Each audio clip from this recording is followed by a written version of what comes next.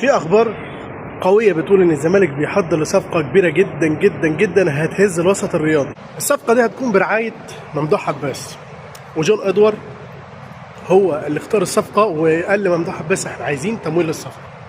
فالصفقه دي بيقولوا ان ممكن يتعلن عنها في خلال اليومين ثلاثه اللي جايين، ودي غير بلال ولد الشيخ.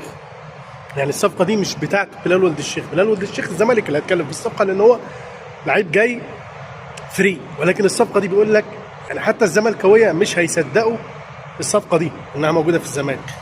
فلو ده حصل يبقى بجد يعني شابوه لجون ادوار، وشابوه اكتر لكابتن او مهندس او الاستاذ ممدوح عباس اللي بجد دايما بيثبت لنا ان الراجل ده مش عايز حاجه من الزمالك غير انه يبقى يرجع الزمالك اقوى فريق.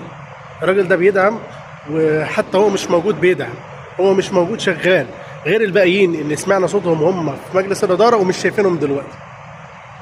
فنتمنى يكون الخبر صحيح.